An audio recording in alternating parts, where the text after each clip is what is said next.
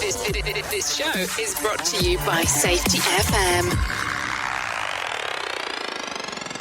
The following program is rated MALSV. It contains strong language, sexual situations, and violence. It is intended only for mature audiences. Finally, show with the balls to call it like it is. Rated R Safety Show on Safety FM. Countdown to audio torture. The Rated R Safety Show starts in 3, 2, 1. Let the eardrum pain begin. Forget the corporate bullshit. This is the Rated R Safety Show with your host, Dr. It doesn't matter who the host is. Well, hello, and welcome to an all-new Rated R Safety Show. Today is Monday, March the 2nd. Oh yeah, that is Monday, March the 2nd of 2020. Only day 62 of the year. And we only have 304 more days to go, baby. So how are you doing today?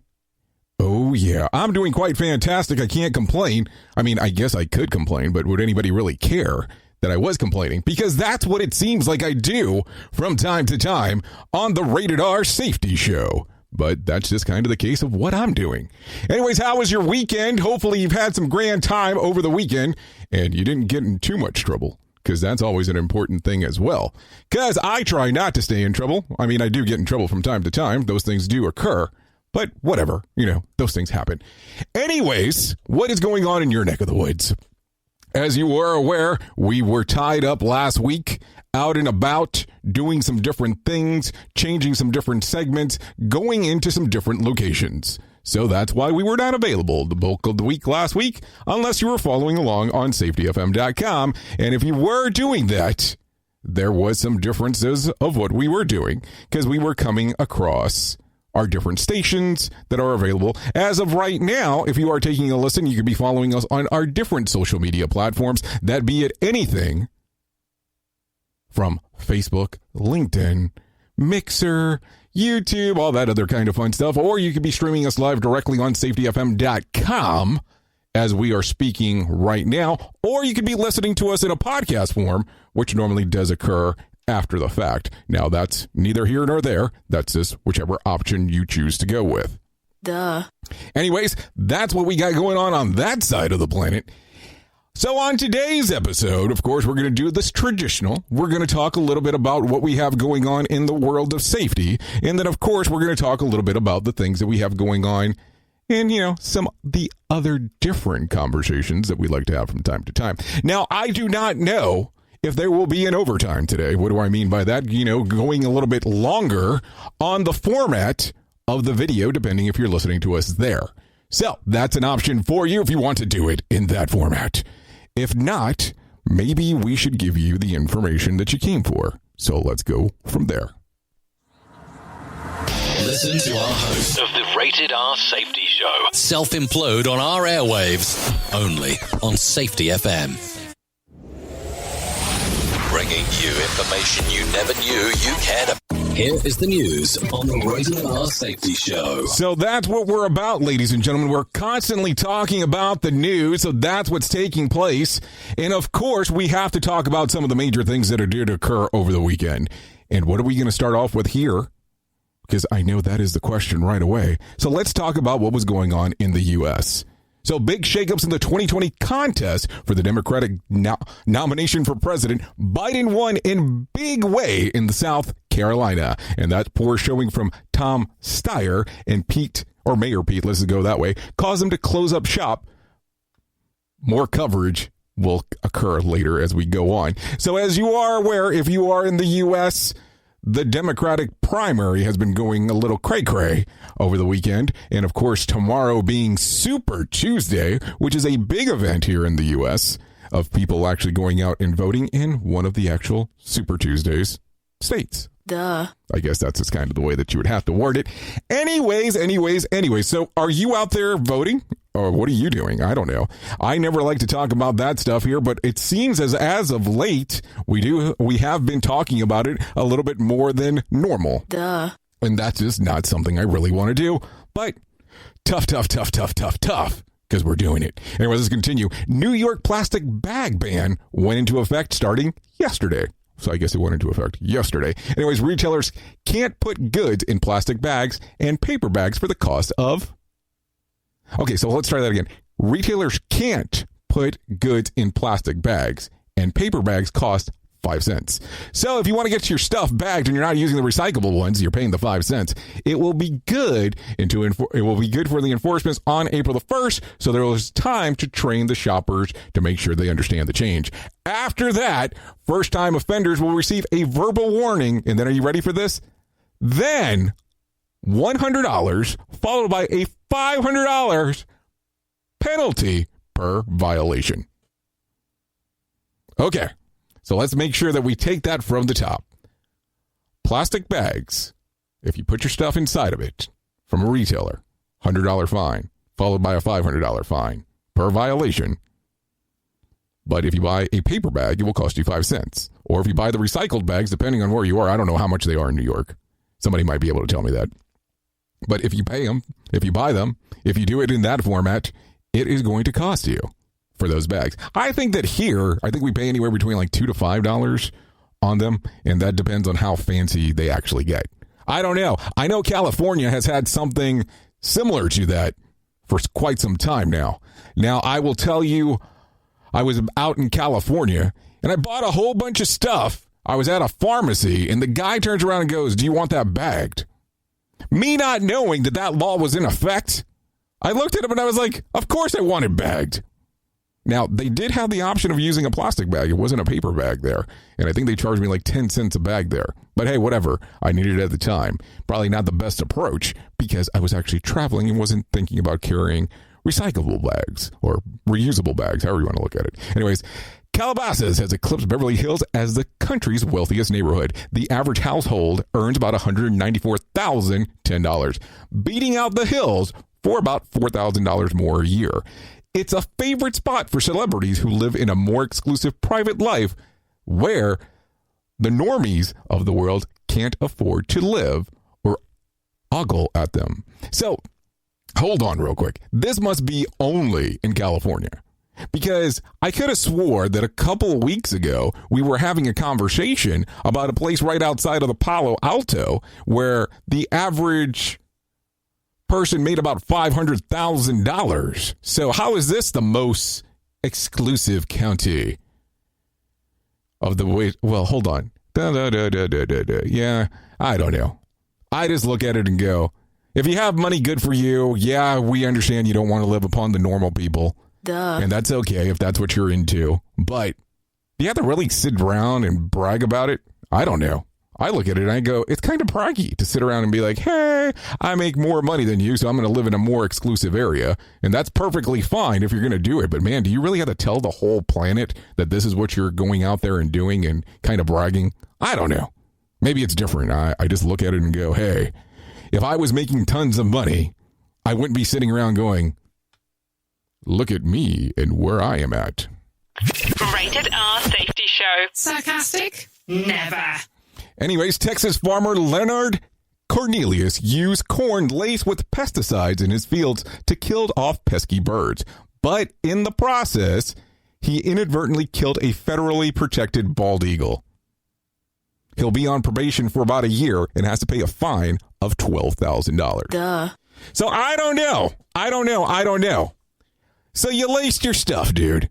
You killed a bald eagle. And yeah, I know it's protected, but how the hell were you going to know that was going to happen?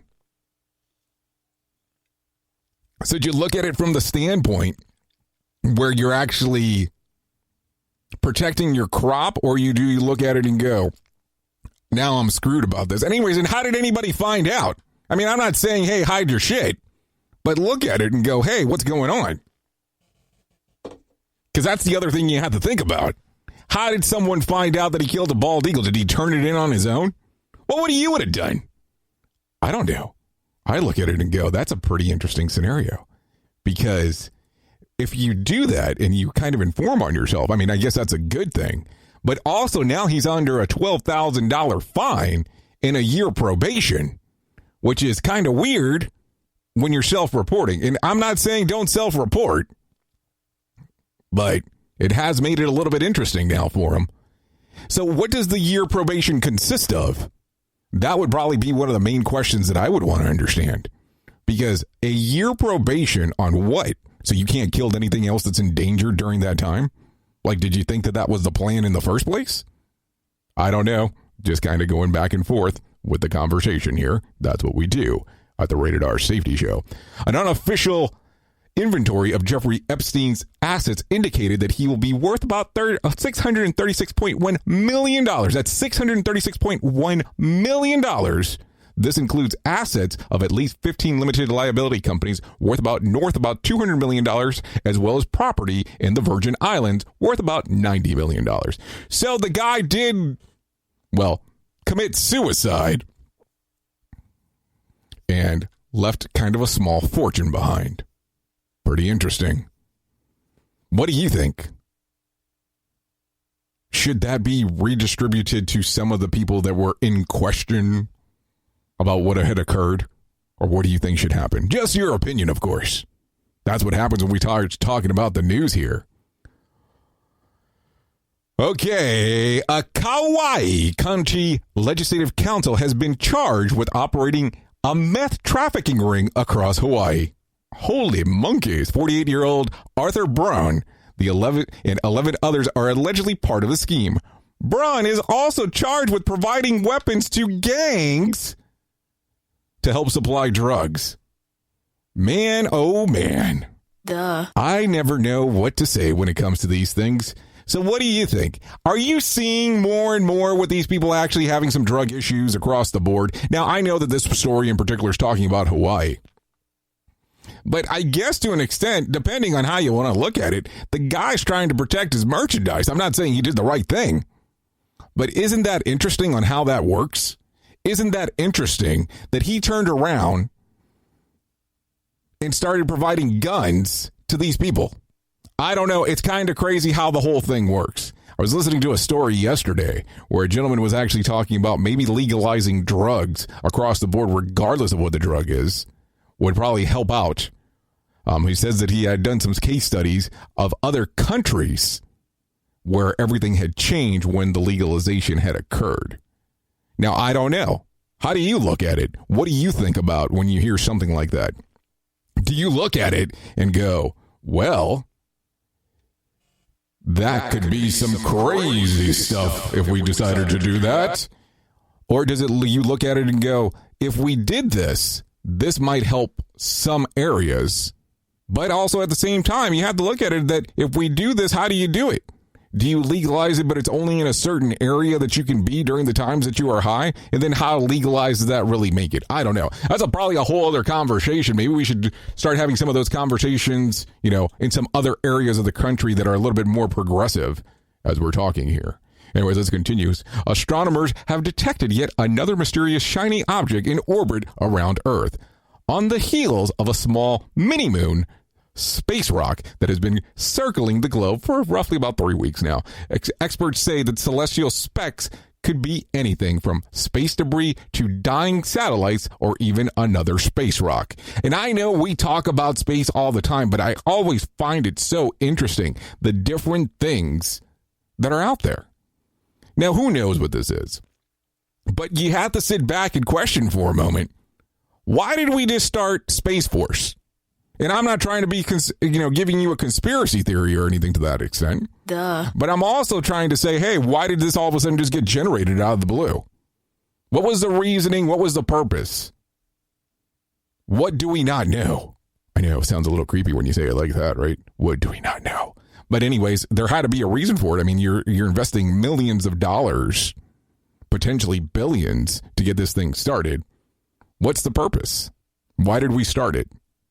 How do you sign up? That's the other thing. Anyways, conservative billionaire Paul Singer is taking on Twitter. Yes, you heard me correctly. His investment firm, Elliott Management, has brought billions of dollars to stake in the social media platform. Singer is likely to take on Twitter CEO Jack Dorsey, who is running both Twitter and online transaction app Square. Elliott Management may push for new management to help bolster stock and growth on the platform.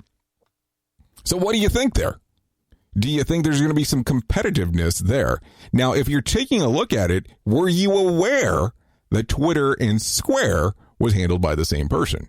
And you know what I'm talking about when I say Square. Square first came out as something that you could actually install into your phone. I think it was inside of the phone jack, like the headphone jack.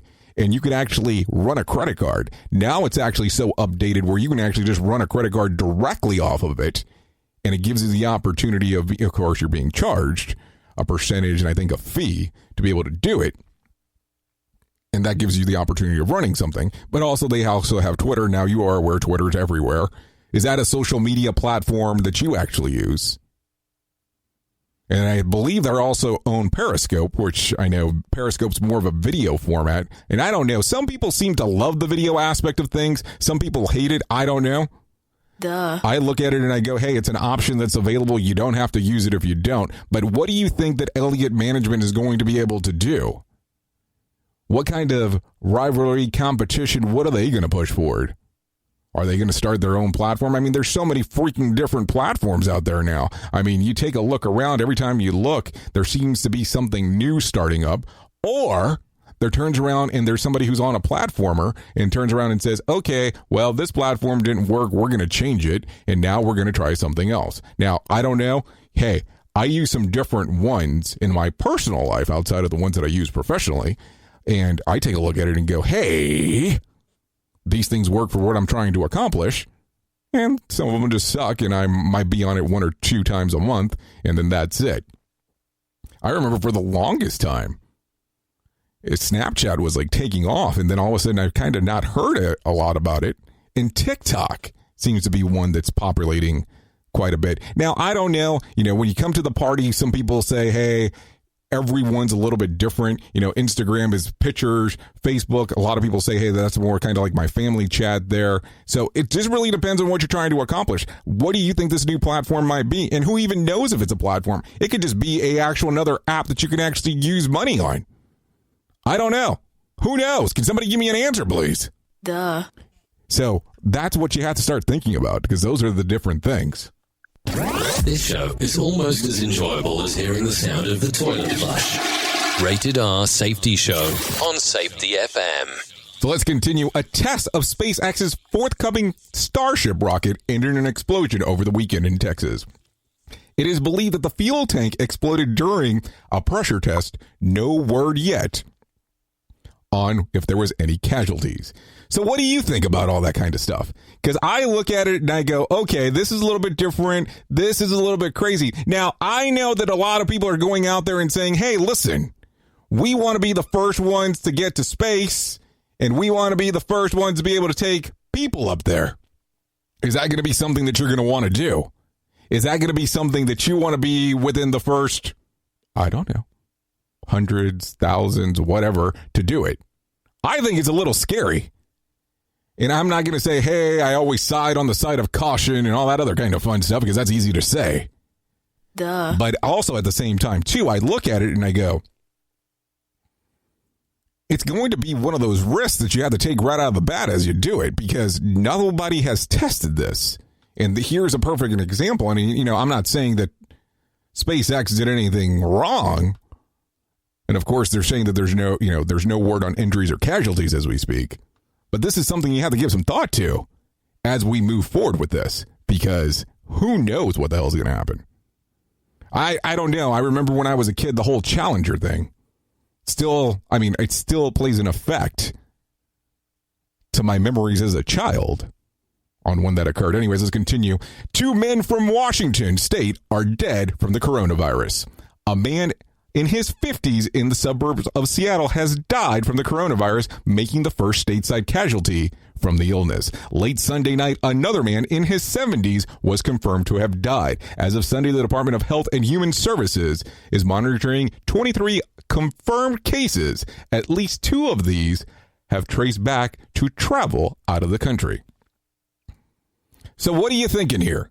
So are you looking at it and are you going, hey, I'm not going to travel outside of the country now because this coronavirus thing is popping up all over the place. Now, we're finally seeing it stateside, and I don't mean that in a good way, but we're seeing it. Where are you starting to question some of your traveling? Now, I will tell you, I was traveling last week, but I was only in the States, and there was people with surgical masks on all over the place. So when you start taking a look at this, do you go, I'm not going to travel outside of the U.S., or is that just public paranoia on what's going on? I don't know. I look at it and go, there's so many different things on the way that you can look at this. And I'm not all about scare tactics, even though sometimes they could be fun. And I'm not saying that this is the case, but we're already now starting to see this. And I was looking at a map earlier this morning, and there's several confirmed cases already in the U.S. of this going on, and they vary from state to state on what's happening. So how are you looking at it? Where do you start outlining the risk? And I'll tell you, I was looking at the different social media platforms inside of the safety space because, of course, that is what we speak about here.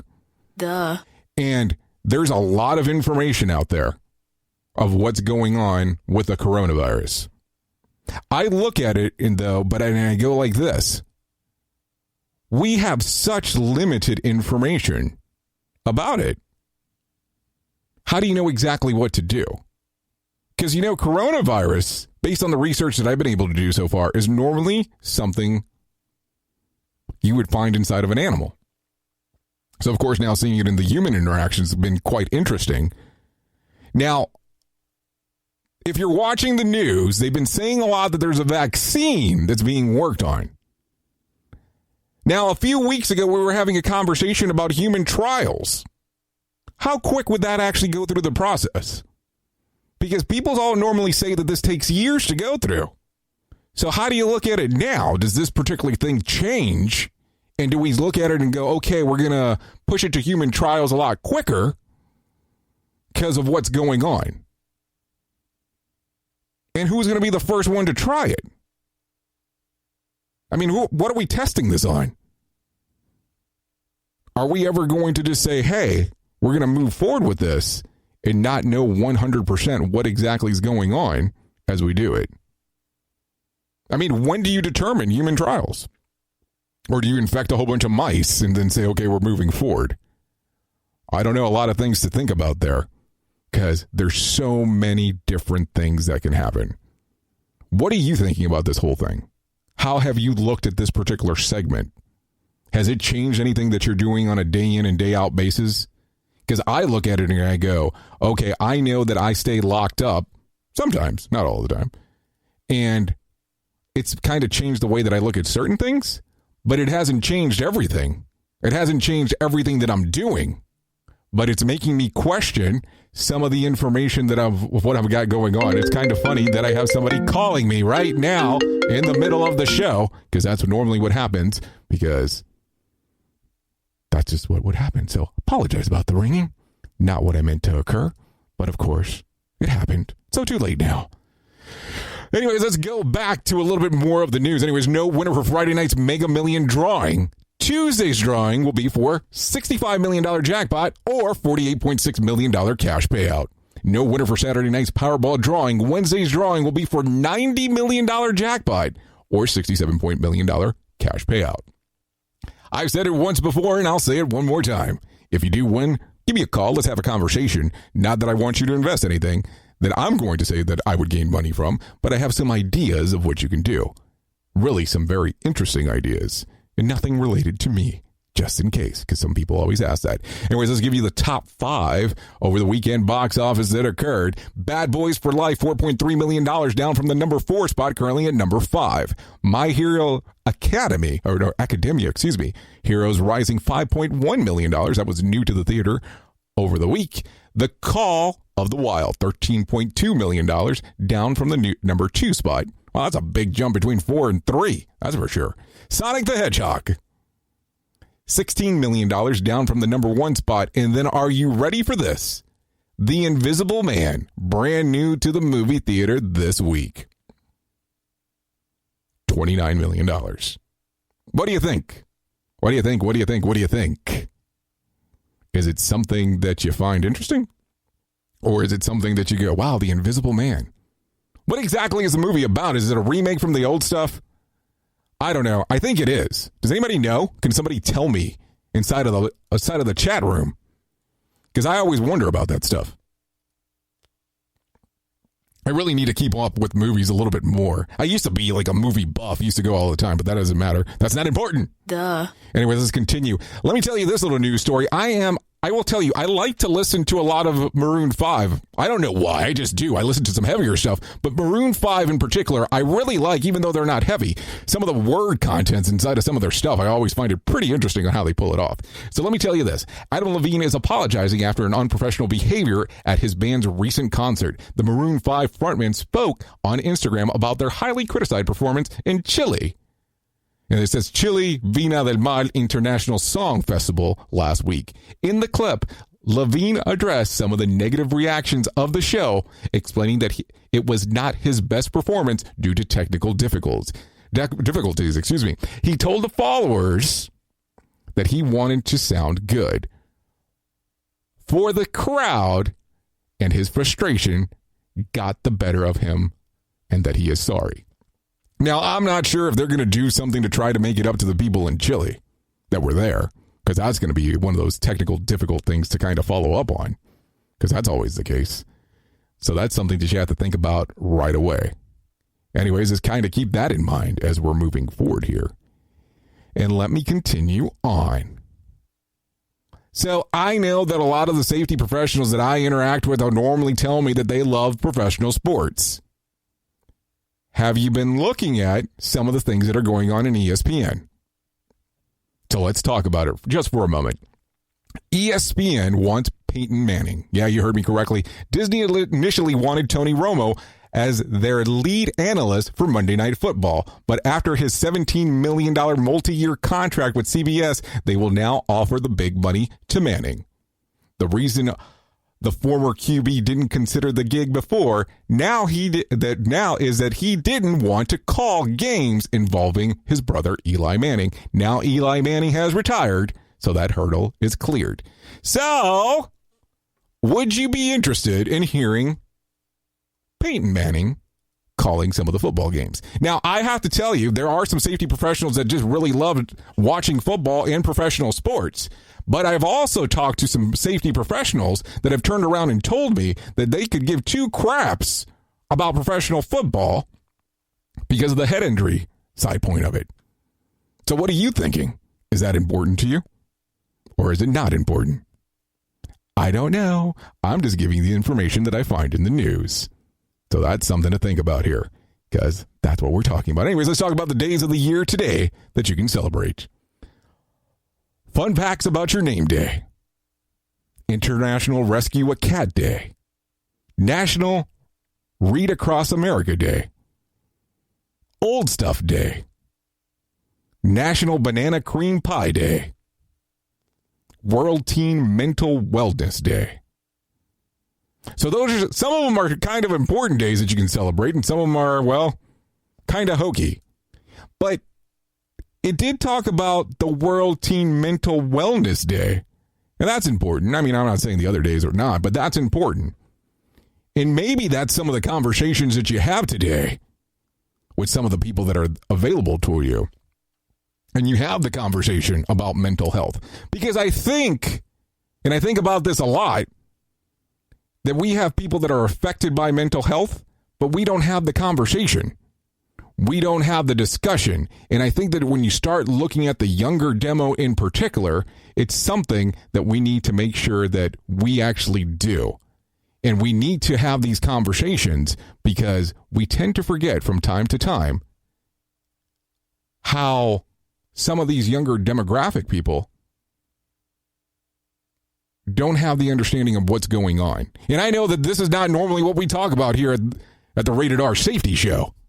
But we also have to have in consideration some of these things that are taking place. And I'm going to tell you how important this is. I think mental health is a conversation that some of us tend to avoid, but we need to start having it a little bit more often than what we're doing now. Don't know why I decided to go on that particular rant, but I want to make sure that people know that it's important. Anyways, there's this company. Oh, I'm wearing their shirt today. Now, it was not planned this way. That's called To Write Love on Her Arms, TWLOHA.com. And they have a lot of information that covers stuff related to mental health. So if you're looking for someone to assist you, a program, something along those lines, and you don't know where to start, To Write Love on Her Arms, go to the website. They'll be able to help you out. I'll put something inside of the link of the actual episode here if you're listening to us on the podcast format. And I'll even put something on the video format if you're watching us there. Anyways, this has been the Rated R Safety Show. I know who you are. You know who I am. Love you. Mean it. Bye. Duh.